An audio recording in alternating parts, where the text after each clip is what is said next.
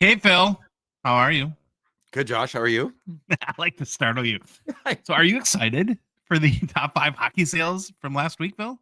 I'm very excited. I hope you didn't overpromise because you said, "Oh, Phil, this week's going to be different. You're going to be excited." Okay, Oh, it's let's. good. It's good. I'm very pumped for our All right. conversation about this. Now, we're going to see an all-time record for any card for a player whose previous high sale, I'm going to give you a hint, was about $10,000, and last week had a card sell for over $72,000. So the same card or the same player? Both. Oh, okay. But the $10,000 sale was that player's all-time high sale of any card. But I thought you And went just said from one sold for 70. Yeah, last week. And Oh, it's gonna be that's the on the card. list. Yeah, we're Oh, gonna talk okay. about that today. Okay. That's what we do here in top 5 sales from last week, though. All Now, right, before let's you get wanna take a going. guess? I'll give you a couple time who that player is. Who do you think it is? Tick tock, tick tock, tick tock. I think it's Steve Yzerman. I think you're wrong, but Oh, okay. we'll find out. Okay. Mhm. All right, let's get into it, man. All Number right. 5, for the second straight week, we Oh. kick off our top 5 hockey card sales with an Ovechkin rookie card, but this one is a 2005-06 Upper Deck Young Guns PSA 10, Phil, that sold for an amazing $6,204 on January 8th. That's A lot of $10,000 goose dollars. Now this That's card has a PSA 10 pop of 1,299. I actually went back and looked at the universal population report. So by the 4 major grading companies, PSA, BGS, SGC, and CGC. And a total of 7,771 now have been graded. There's 1,299 PSA 10s, 2,041 BGS 9.5s, 46 SGC 10s, and 5 CGC 10s. Now, Phil, the all-time highest sale of this card in Ovechkin Young Guns PSA 10 was actually 8,474. No, it wasn't. Yes, No. it was. Oh, COVID. Okay. COVID, yeah, December 2021. So as much money as $6,200 seems for a Young Guns, we're still more than $2,200 away from its all-time high. Now, on the flip side, a very savvy person, it seems, bought a PSA 10 OV Young Guns just this past June for $3,048. So they did good. They did very good. Yeah, they could flip it for almost double. Would it make more sense? What's a box of this? What's a box of flagship 2005 go for? 1,500?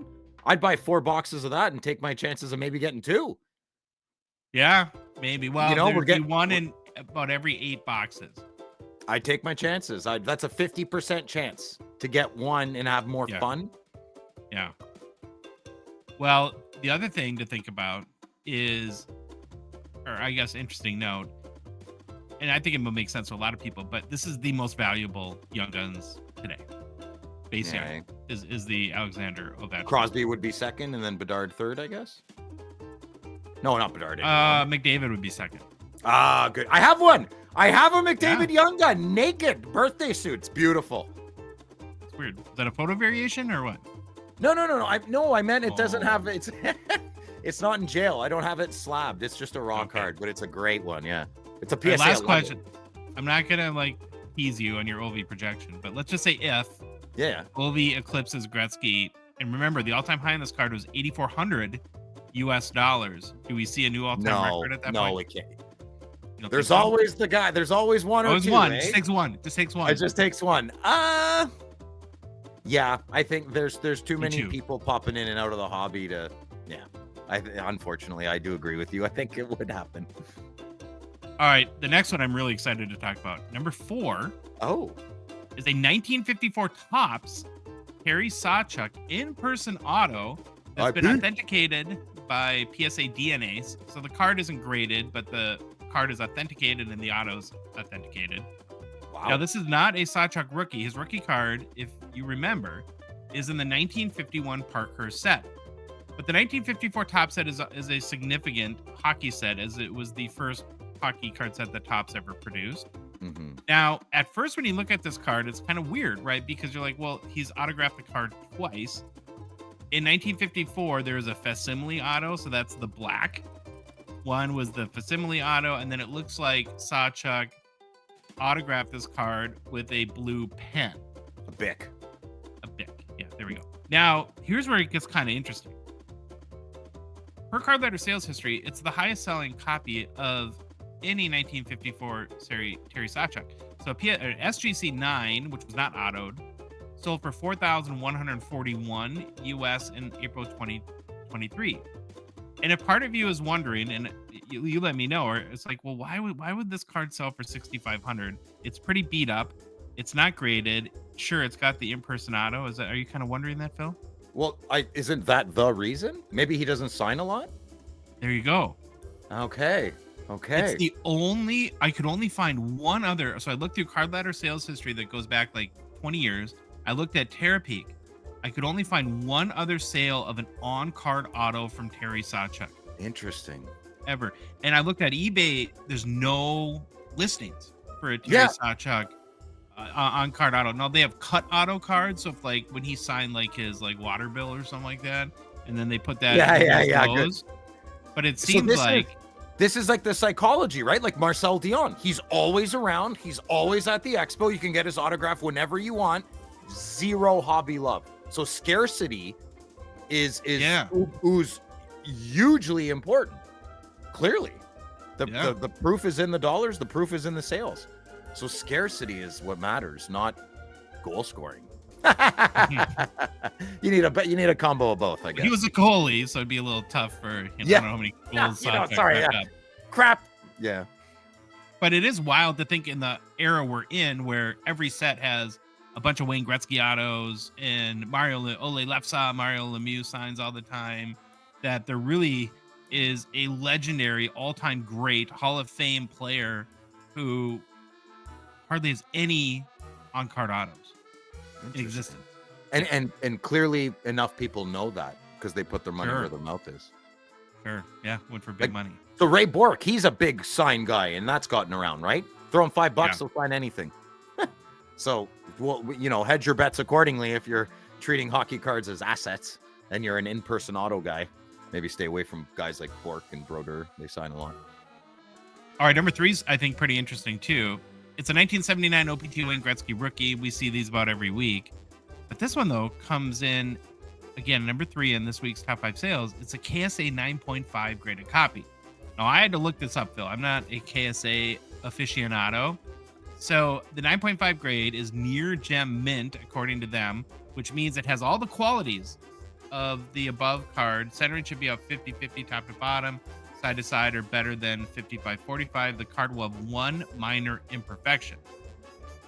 Now, it should also be mentioned that if you do a close inspection, the card does seem kind of nice. I mean, it's really well centered, maybe a little bit off top to bottom. There are some registration issues. The oil drop in the bottom right is a little bit off.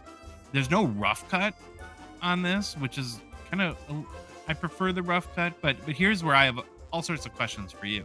Okay. So it's a very high grade, but as a Canadian who's probably more familiar with KSA, do you put a lot of stock in that? Do you put, because this would be like a PSA 9 equivalent of like a grade, or do you adjust that based on this particular grading company?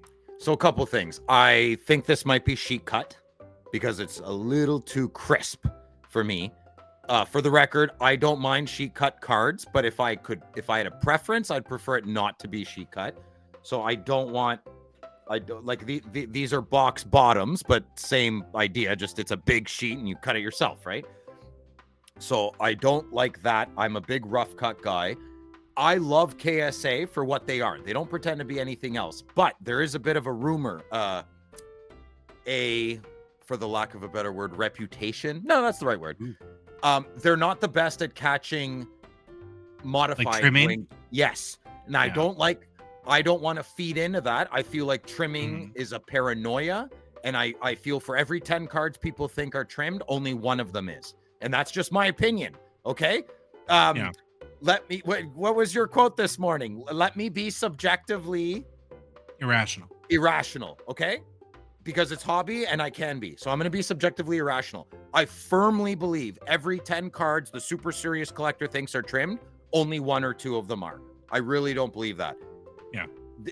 A lot of people would not buy this card because KSA has that reputation of they're a little more lenient if a card has been trimmed.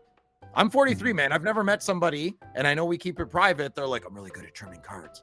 Come on. Yeah. Like, I don't know. Just this is a beautiful card. I think it's worth 10K American dollars, and good on the sale. Good for the buyer and good for the seller. And just for a little bit of context, a $10,000 sale price is closely equivalent to like a PSA 8.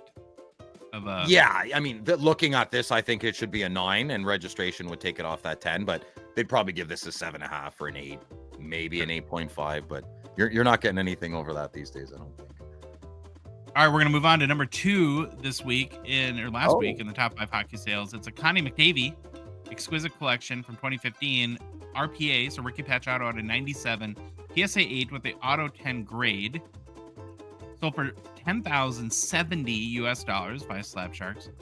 I think what's noteworthy about this card, Phil, is the seemingly value difference between 2 and 3 color patches.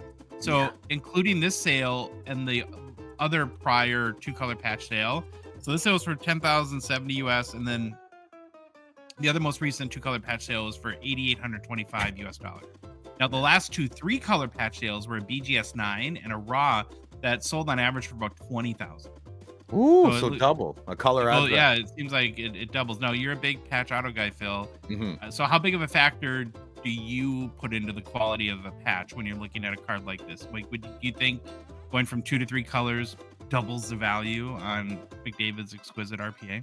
Yeah, I'm a card snob, so I can get behind that. So if would be my train of thought. If I'm gonna drop 10 large on a card, I'm gonna be a little more patient and wait for another 10 grand to enter in my wallet and get the 3 color. Because from my personal experience, when I started collecting RPAs heavily, I was never satisfied with 2 color. I was never satisfied with it because every time I saw a third, I'll use Erik Karlsson as an example, and we'll move the decimal point a little bit off of this card. You know, you could buy $150, $200 2 color RPA of Erik Karlsson, or for $350, $400, get a beautiful 3 color. From my experience, every time I bought a 2 color, I was not satisfied. I did not become complacent with my purchase. So I would spend the extra 10K because orange, baby, that pops. That orange pops. And this is a McDavid rookie card. I'd be all over that for 20 grand if that was the pool to be swimming in for me. I'm more in the medium end, right? Small to medium end. And I'm asking this in a serious way. I'm not poking the bear here either about the Maple Leafs, but do you think it hurts players like Austin Matthews when you come from you play for a team that has 2 colors in its jersey and you can't have a 3 color patch? 100%. I'm not a Leaf guy. We all know that, but objective conversation, I think that heavily influences some big sales. I mean, the money is still big, but then they're going to argue with, look at my design's better than your design, right? They're not arguing about colors, you know? All right, buddy, we're at number 1. I'll give you one more guess if you want to guess. What a great lineup. Yeah, this is okay. One more guess. It's a vintage guy. I'll give you a hint. Okay, so he's not playing. No. Do you like him? Yeah. I reference him sometimes. Phil Esposito? Nailed it. Ah, there you go. Well, I'm Phil. He's Phil. Number 1 last week is a 1965 Topps Phil Esposito rookie PSA 10 top 1. Is that the right? Yeah. Go ahead. That's over $72,455 by the Memory Lane auction on January 11th. Now it's the first public sale of this lone PSA 10. Now here's where I was talking about, like in our little intro, Phil. Yeah. So an SGC 10 did sell of this card in November of 2023 for $10,784. I want that one. I want that one. Well, so Jeremy Lee and I actually went. We were just messing around last night. We did an side by sides kind of analysis. Okay, this PSA 10 is way nicer.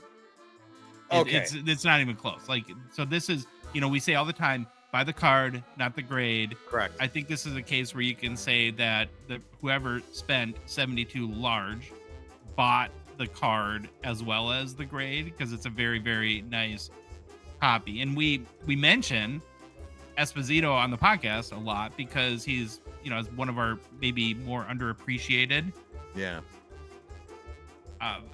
all-time legendary players in the hobby. But I don't know, maybe no longer, Phil. And if anyone's not aware too, he has the 7th most goals in NHL history with 770. Yeah, it's Summit Series. He called out the country. Yeah, there's a lot of pedigree to Phil Esposito. I'm in shock. I am. Yeah, that's freaking crazy, man. So you know what this is? This is a guy who's having registry wars. That's my guess. He's like, I got the only PSA 10. Like, that would be me, man. 100%. If I was like 78 years old and I don't like my grandkids, I don't want to leave them any money, I'd be all over this. Because I would be, the PP contest, right? Who can swing it bigger? Yeah, this is a big swing, right? I have the only PSA 10 Phil Esposito rookie. That's a huge flex, dude. And I'm guessing it's not a flip. I would assume that whoever bought this plans on keeping it forever and ever, because it's like, and maybe I didn't mention it too.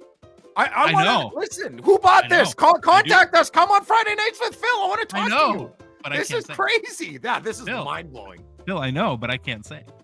You know who bought it? I do. Tell me. You know what the word? You're not even going to tell me privately. Forget it. Whatever. Ask them to come on.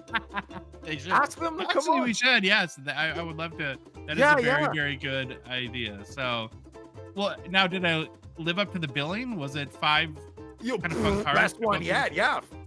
This is great. I'm flabbergasted. I'm genuinely flabbergasted at this card. This is wild, man. Yeah, it's pretty awesome. Well, that is your top 5 selling hockey cards for last week. If you enjoyed the video, like and subscribe. That'd be great. We'd appreciate that. I always forget to say, if you like the video, like and subscribe. Part of me dies every time I say it. So I can't tell people to smash that like button. Smash that like button. Let's smash that like button. Okay. Well, we'll be back next week. See ya. All right. See ya.